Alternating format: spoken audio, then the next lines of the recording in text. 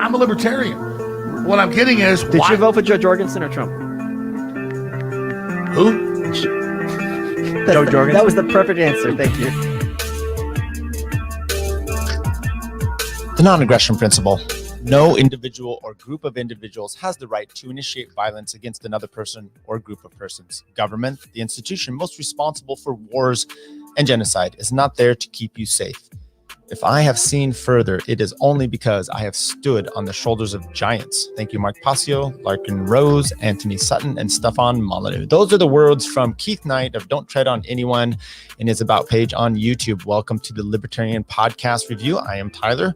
I'm here to critique your liberty-leaning podcasts, help you find that autistic star you might not have known you needed, critique their podcasts unnecessarily, and we will compile and give you a heads up on all the best entertainers and influencers, and some not the best, in the liberty movement. This will be your hub for all things libertarian podcast related. Today, we will review Keith Knight of Don't Tread on Anyone, episode 3. Give you a brief little opening to, that's kind of Keith's style. He starts a show with a good read like that, and usually indicating with the, we'll talk about all the stuff we have. If you want to know a little bit about me, my name is Tyler. Check out episode 1. I give a little breakdown of my origin story. And then episode 2, we did, because we're only 3 in here, folks, give us a break. But in episode 2, we did Liberty Lockdown review, our Liberty Lockdown podcast. I did a review on that. I also reached out to Clint. He gave me some feedback. He said, I think he's got a YouTube channel now as well, doing those interviews. Doesn't script his stuff out. He works in the mortgage industry. He's educated. He's got a successful, maybe we'll have him on. He had said that he would do that. So I would love to get him here and find a little bit behind the scenes things that we could about Clint. I don't know that we'll find his last name or that that's actually anything actually necessary that we would even need to do. But we are here to take on Keith Knight of Don't Tread on Anyone. He's our featured podcast for the day. Look, Keith can be found on YouTube. He's got a list of his PayPal there, his Twitter, and we'll link all these things in our show notes. He also does stuff for the Libertarian Institute under libertarianinstitute.org/Don't Tread on Anyone with hyphens in between there. He does stuff on Minds, BitChute, Scribed, Issue. He's also on Locals. He didn't put that on there, but I believe that's where it is. I found him from Dave Smith's Part of the Problem podcast. This was right when lockdown was happening. Hair was crazy. Dave interviewed Keith because he had found him on YouTube. And then Dave apparently went down a rabbit hole, as libertarians or types are want to do. I then checked out Keith's page and I was kind of like, holy S, this is not what I expected. So let's get into it and find out exactly what I should have expected and what Keith offers. Host, I assume is Keith Knight. He goes by Keith Knight. I assume that's actually his name. From what I can tell, he's a somewhat young guy. I would say under 30. That's my guess. He's kind of undiscriminate age there. He's from Arizona, I believe. He's also, his origin story, we'll play that in a second here from Dave Smith. The interview from Dave Smith is still up on YouTube. Part of the problem is getting moved back to Gas Digital. It is Part of the Problem bonus episode number 13, Don't Tread on Anyone with Keith Knight, or on Gas Digital. You can find that there as well. And his interview style, well, he's got a very unique interview style, but I thought first we would at least go to part of his origin story here. You give a little taste of Keith and to what he's like. Involved with the deep state while you're doing it. So I'm curious because I literally, I've like discovered you recently and been watching a lot of your stuff. What's your like libertarian origin story? Who were like your big influences? How did you get into this crazy world that we both reside in? It was so slow that it's really hard to pick a moment. I think I would always go up to my grandparents' house in Sedona, Arizona, and there's nothing to do but talk there.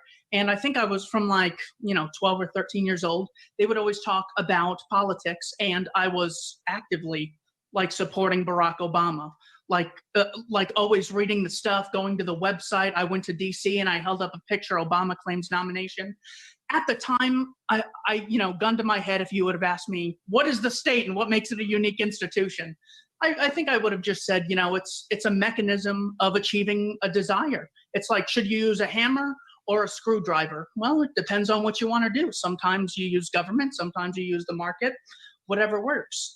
And it was so gradual. I think I started watching Glenn Beck because I had heard that there's a guy who just he just cries and says that, you know, Obama's black and that's why he's bad.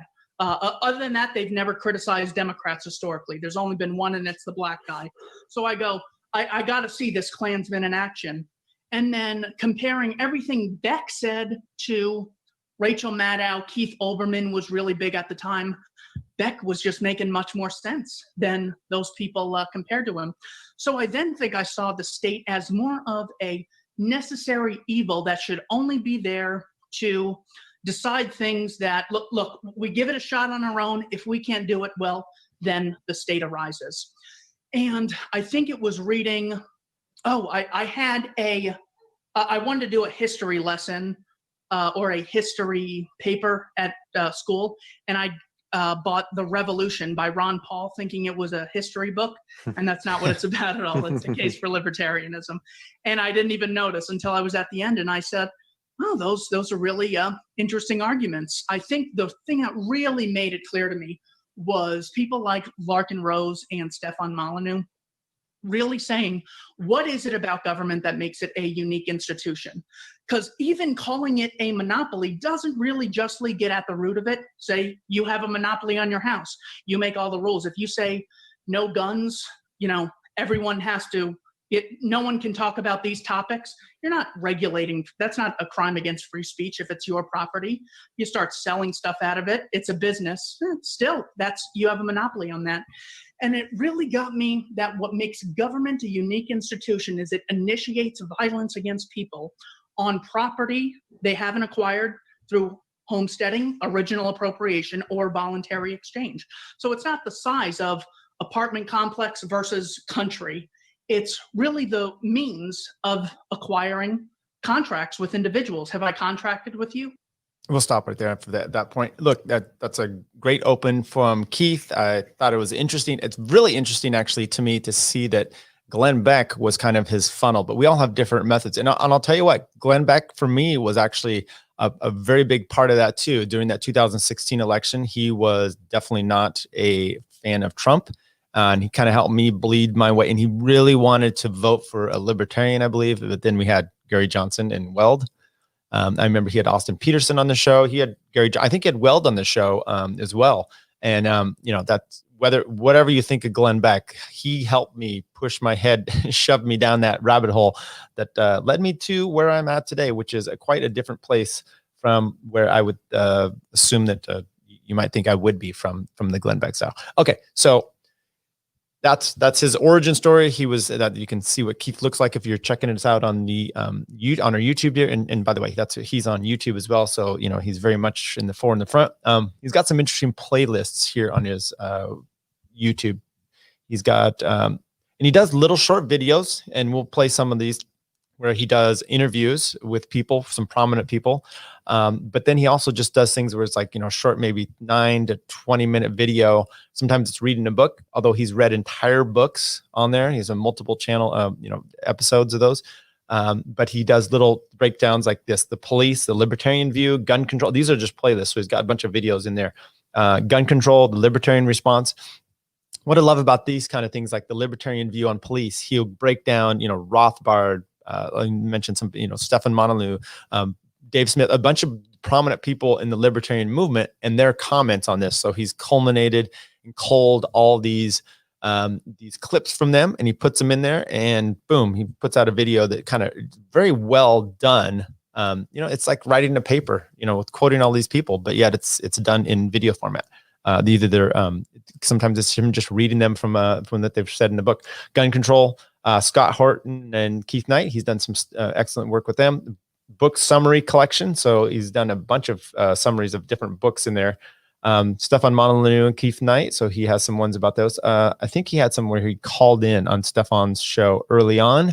And then he's got other ones where he just pretty much does clips and stuff. I don't think he ever had Stefan on his show. Larkin Rose and Keith Knight. Those ones he's had Larkin Rose on his show, you know, hours of video with him just posing questions and doing discussion with that. The Voluntarist Take, Liberty Weekly with Keith Knight. James, yeah, so there's Liberty Weekly gentleman that's It's an attorney. He's got a podcast, and he and Keith Knight do some stuff. James Corbett and Keith Knight, propaganda analysis.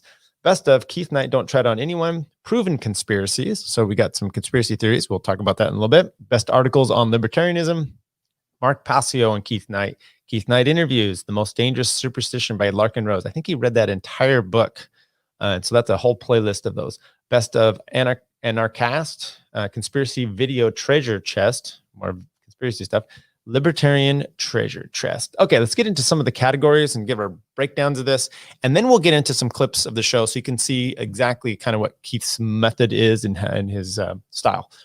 Intro. Keith does not glorify this stuff with he doesn't have glorified edits. He doesn't have fancy graphics. He simply opens his show. I did it here. By the way, the clip I have at the start with Michael Malice and Alex Jones, best libertarian clip open, I think, on any podcast. However, we'll let that go. But he doesn't have any interesting graphics or anything. It just starts up with a grainy video. And typically how I opened with reading, that's what he does. Sometimes he has a book up in front of him and he just reads a passage. And then often he has the author there that he's going to be interviewing, and he's got a different interview style. So David Friedman, as an example, is on the show, got this hair going. And he starts with a quote from one of David's books and then poses a question to him. And that's kind of just his way he does it. He has no music, no graphics, boom, straight into it. Production style, definitely self-production. Keith seems to, his studio's changed from different places. He does it in his apartment or his house. And it's the quality's changed over the last few years. I mean, he just did one with Dave Rubin, and, Dave's got a nice setup and everything, but this quality was, it says 1080 on YouTube, but it appears a little bit grainy. Some of his audio quality isn't the best. He's changed. I don't know if you saw that one with Dave there, he's away from the microphone. There's another one where he's got more like a gamer headset. And I say all these things with reason, and we'll get to it in here. But I think he just probably, connects a USB mic and a camera, and he's good to go. Keith does live recordings, really any editing for his interviews. You can tell that's for sure. These aren't, I think he's done some live broadcasts too, but most of them, it looks like he's recorded them and then just posts them out as a premiere later on. As a whole, they're not necessarily live, no edits. He does scripted shows. Like I said, he'll read portions from the book. He has a lot of questions he asks, and he just kind of breaks down from there. But it doesn't feel like a scripted show. He is different and unique in the way he even asks questions. And like I said, we'll get to that. Timeliness of topics. He definitely does videos on timeless topics. I mean, he has all these evergreen type of shows where you're just learning philosophy in a sense. But he definitely does have stuff where he's, debated some people on different things. He had, like I said, he had Dave Rubin on recently. Well, he talked about Dave Rubin's book, which is a little outdated now, about a year or so.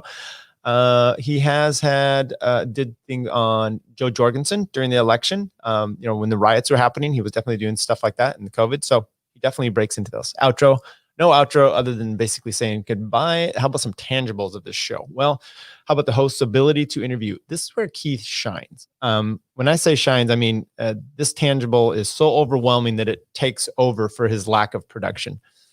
This is where you get, if I were just to share this with, your normal, hey, this, you want to see this video, they'd probably cringe at the initial viewing of the production and the graininess and sometimes the sound quality. And it makes me want to just sometimes donate money to him to buy and give him some, hey, here's a new mic, here's a new video camera here. What do you need to make this? And maybe I'll do some editing for you. But I think that's maybe what's unique about him. That his time and his effort and his money is going into buying books, it's buying research material, and he's taken the time to really understand the topic. So that's where I give him that. How about his ability to riff and give opinions? You can watch any video and you'll learn more about his subjects, and he can debate and discuss any topic. You saw here with Dave Smith, he was able to just ramble on perfectly fine, but he does do stuff with scripting, as I'd say, research or hosts. He's an army of one, and he's a very capable standing army at that. Ease of speaking, or is he reading a script? Okay. Well, like I've said, he's often quoting from a book of an author he's going to be interviewing. So for those videos, yes, he does that. But for videos where he's just outright discussing a topic, he can go. And now what's also interesting is sometimes you're reading a quote and he has a quote, but he knows the context, he knows the surroundings and the understanding of this. So he'll ask the question with a part of the quote, and then he can go really deep into it. Or sometimes the quote is necessary because it's really, he leads it in with a good question as well. So I really enjoy that. Overall impression, look, Keith to me is very impressive. And there's a reason why he's working with the Libertarian Institute. There's a reason why he's had some very impressive guests. His style of interviewing authors and great thinkers in the libertarian movement is very impressive. I often wonder what a guest thinks about Keith when they first come on there, if they haven't really checked out his show, and it just seems a little, it's not super productive. And then you get a Michael Schumer or, David Friedman and some of these others on there, and what they're thinking initially when he reads them these quotes from their book, and he kind of asks the question, and they're kind of counterintuitive questions, or the other side. Why isn't government, okay? And kind of the counter. And they start off, sometimes they're kind of, crinched eyes and furrowed brows. Midway through, they are fully engaged. By the end, you can tell they love being pushed. Great thinkers and people that can really, know their topic and are liberty loving in this sense. They do love to get pushed, and to have those scenarios like Keith puts up against them. And they're not straw men that he pushes. So he poses questions, and I just really like the way he does that. They're more to like counter the guest's position, like I said, and he gets them to refute these claims. He takes into the world kind of the Socratic discussion style and puts it into this video form, which is very good. Libertarian scale, is he left-wing, minarchist, anarchist? My take is that he's more on the ANCAP style. I know there's some waffling. I've kind of seen him over the last few years, and sometimes it depends on who you have on. Pete Quinones can push you in different directions. So he's done some videos about the election. Like I said, Jo Jorgensen, he didn't seem to be too happy about her position. So I tend to see he's more on the ANCAP, anarcho-capitalist side, which for those that are just kind of new to this whole thing, you have, your libertarian leaning, which is minimal government, your minarchist, which is limited government, but you still have army and police and stuff. And then you have the anarchist view. And I'm talking about the anarcho-capitalist view, not the black flag Antifa types. These are ones that believe in, like I just mentioned at the very start, he described the non-aggression principle, don't aggress on people, and basically property rights. So highly functional capitalist society with non-aggression. That's kind of what you're looking at here.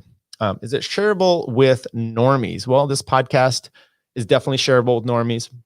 I would say this is the type of channel you should be sharing with normal people as an introduction to the Libertarian Party, and especially the ANCAP, hardcore ANCAP content. I found he only goes blue when he's on the Dave Smith show, and he's throwing some F-bombs. Otherwise, it's a pretty clean podcast. You can share it with your kids and give them something to learn. Conspiracy theory content. Yeah, like I said, he's got at least 2 different playlists with that. I'll let you go down the road if you see, like there's some people out there that they have conspiracy theory stuff a lot, but they're really knocking it out, or, not refuting it, or are they feeding it? And I haven't seen that Keith is more of a feeder type. So we'll see what he has on those. Can you listen at 1.5 speed? Well, did you know that YouTube, at least on their video side here, not on their mobile, on their desktop, you can actually change the playback speed. So yes, you can listen to him at 1.5. It's not an issue, but however, my only warning for listening to Keith at 1.5 is he's got such dense material that you don't want to just have it skip past and just go through. So you might want to just leave it on normal speed. So let everything really soak in. Okay, let's get to some quotes or some clips here from Keith, and break down, kind of see you get a kind of an introduction to his style. How about starting here with an interview from Keith in his own words? Weekly podcast, and you want to talk a little bit about the awesome work you've been doing? Yeah, thanks so much for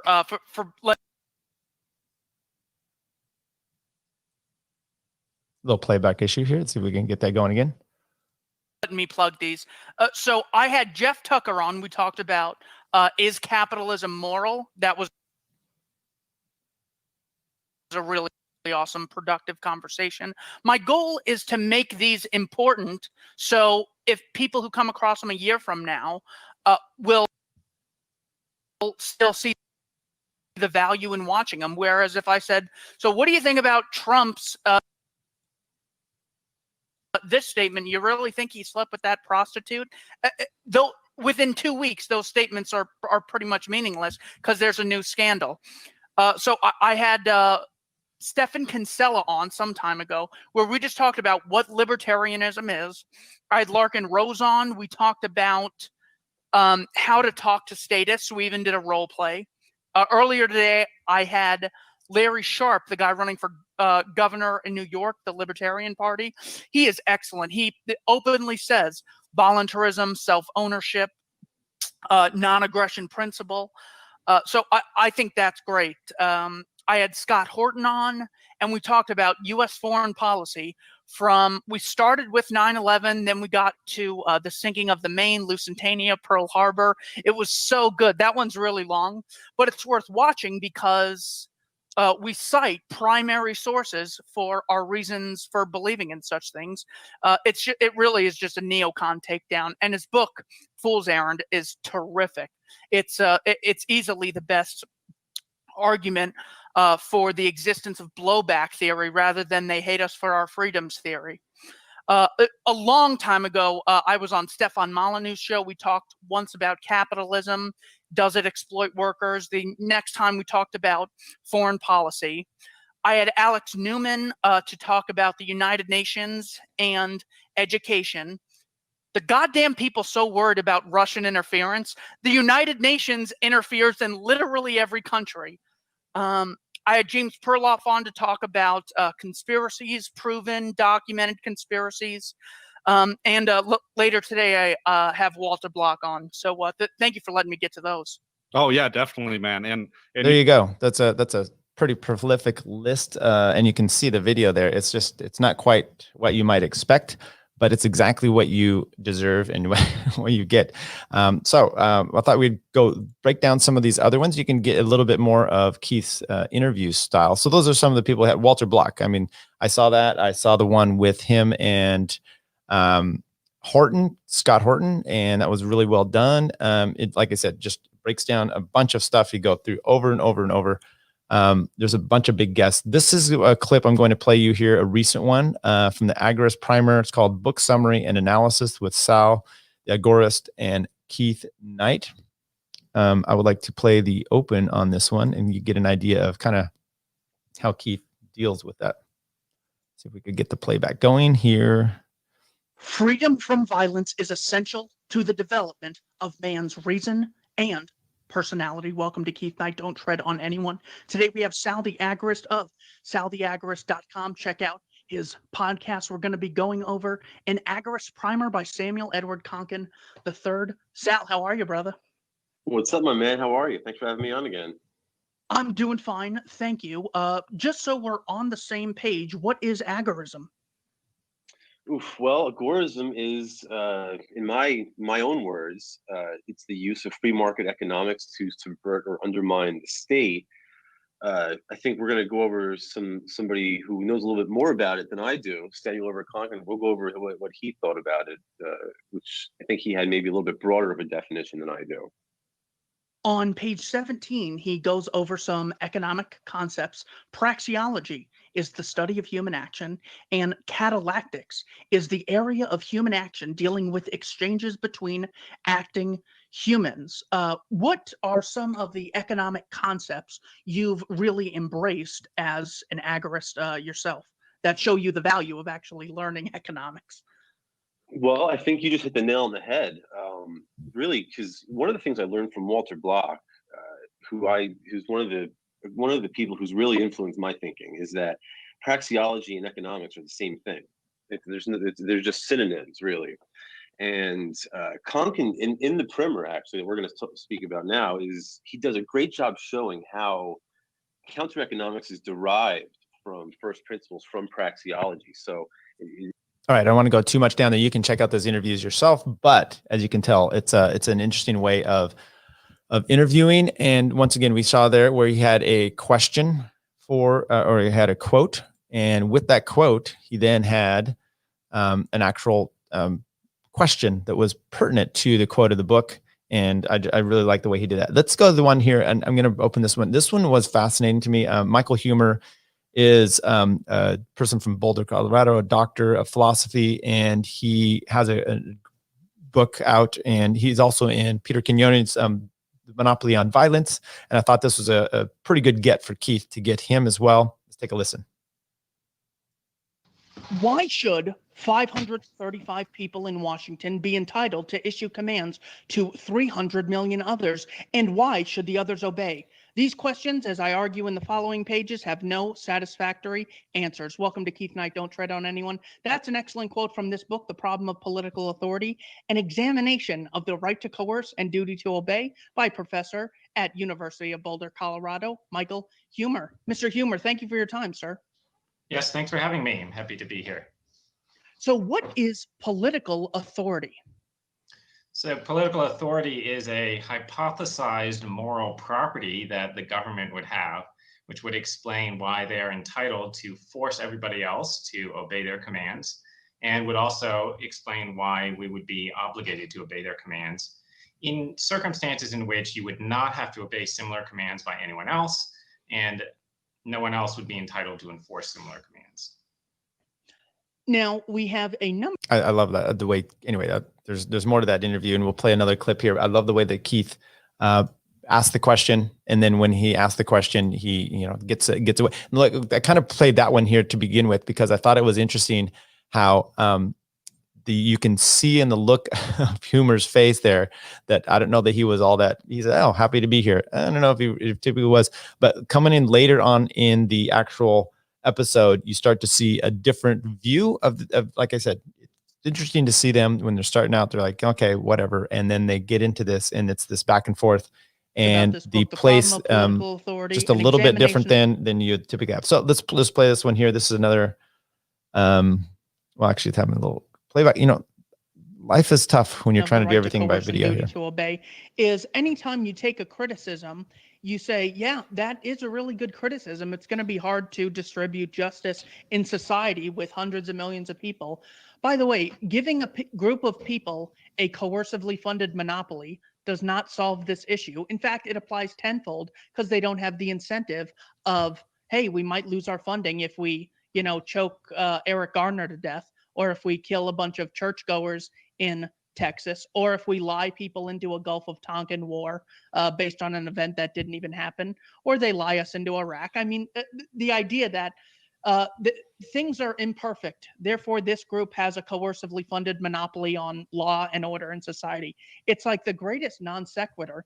And I'm sorry, did you want to respond to that? Yeah, no. So, I mean, I think there's a problem that people kind of apply different ways of reasoning to the market versus the government, right? When they're reasoning about the government, they sort of idealize it and assume that the government is going to do the best thing that's within its power to do or something.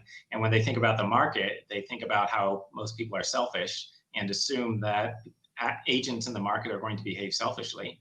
And the second thing is correct. People are selfish, but what's wrong is failing to apply that to the government. And then when you realize that the government is staffed by the same kind of selfish entities, namely humans, as companies are in the market, okay, then you have to start thinking about the incentive structure. And the incentive structure with government is really bad. They have a monopoly, which means that if they totally fuck up, you still have no one else to turn to, right? If they totally fuck up, you cannot fire them and go to their competitor because they don't have a relevant competitor, right?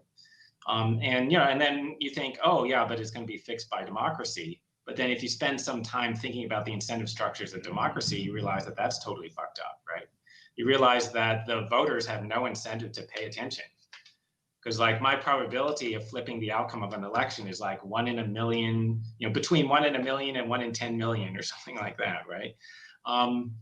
So I'm just not going to spend any time trying to research issues or find out what this politician's real voting record is and so on, because I'm just going to get whoever the majority of ignoramuses elect anyway, on the basis of like who's better looking or who spent more money on campaign ads and stuff like that, right?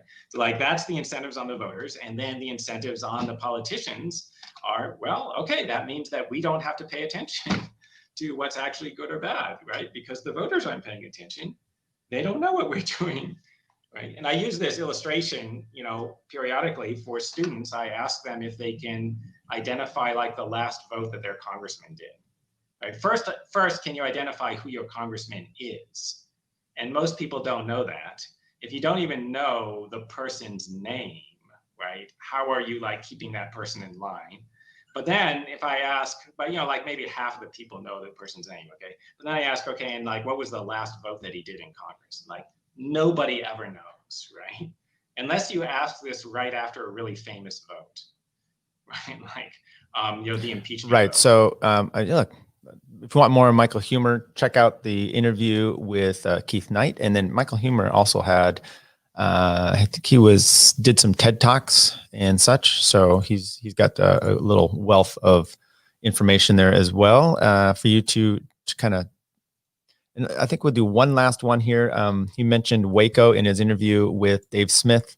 Look, I'm just cherry picking a few little things here to kind of give you an idea of Keith, and if this is someone that you might want to check out, and I believe you should actually. I think Keith does a really good job of everything here. So let's take a listen to this. That is the great thing about video and really making something real to the average person. Because if I were to explain to the average person the non-aggression principle, that they can kind of see it. Well, how about if I show you the Eric Garner footage? Does that sort of bring it to light more? One of the big things for me was watching Waco Rules of Engagement. I didn't even know what Waco was.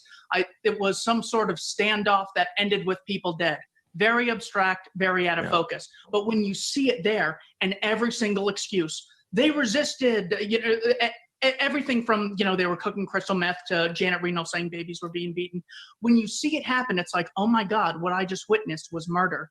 In your mind, you can say, in war, there is collateral damage. Well, then you see the Chelsea Manning video and you're like, oh my God, if any other person or group did this, I'd say that was murder, because that's literally what it is. When you see someone getting kidnapped for a victimless crime, just because the person was ordered to, that's my job.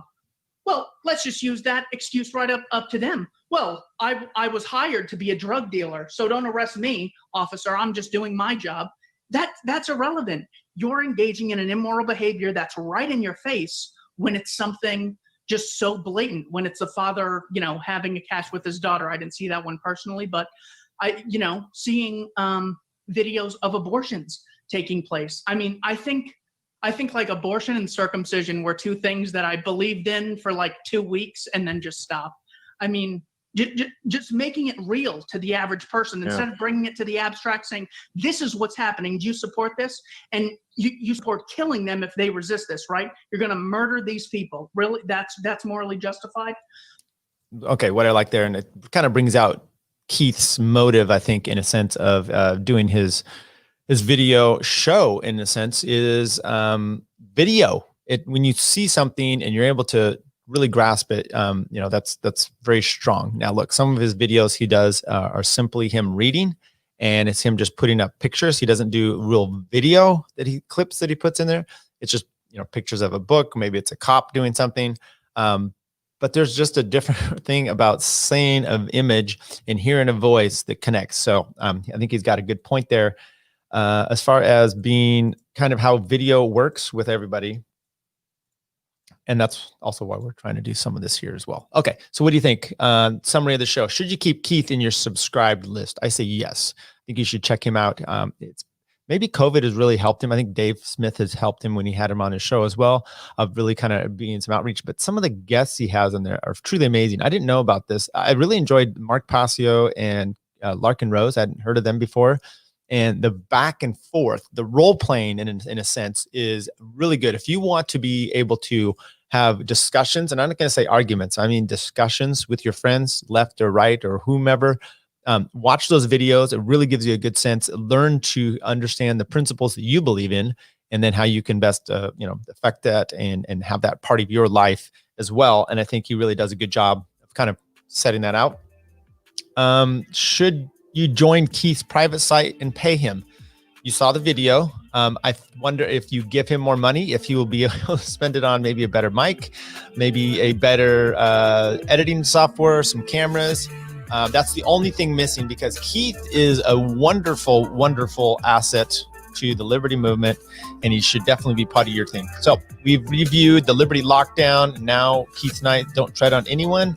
Please send me your podcast reviews. This is episode 3 of the Libertarian Podcast Review. As always, subscribe, share the show, subscribe to it. Like I said, share it, make a comment. Comments are always good. We enjoy those as always. Thank you, everyone.